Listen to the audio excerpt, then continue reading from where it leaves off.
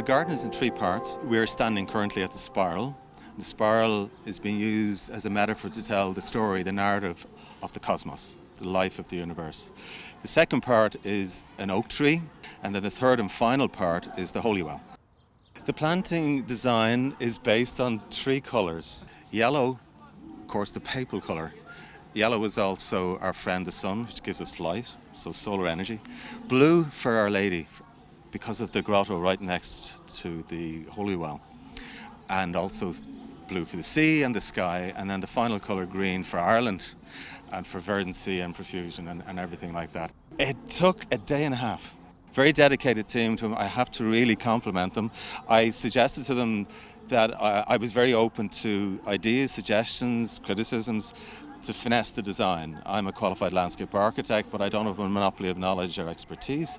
And they did that, and they were very self-motivated, showed loads of initiative. It was great fun. There were no rows, there was no tension, and everyone enjoyed themselves, and we did a great big group hug here at the end, in the centre of the spiral at the end of the day.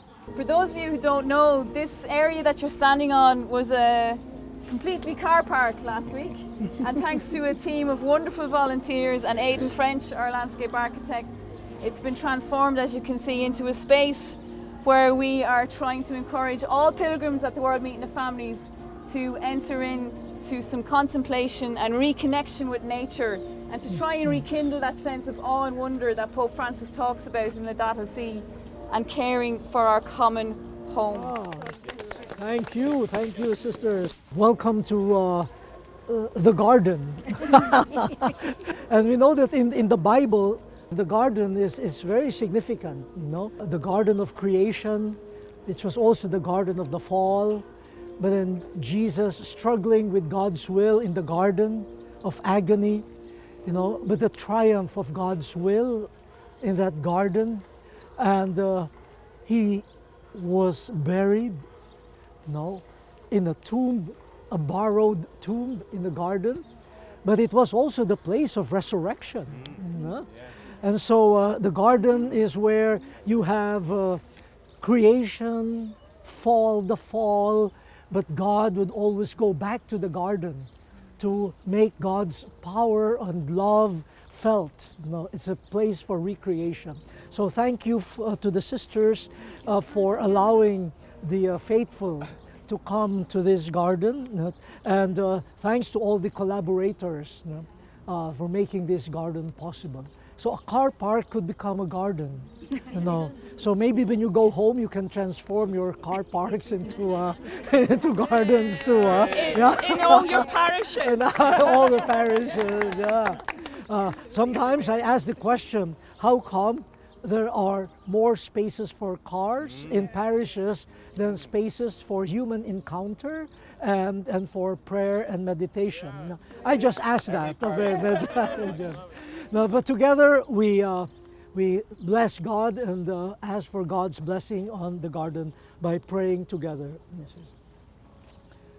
Loving and creative God, you embrace with great tenderness the human race, the whole universe and the smallest of all creatures.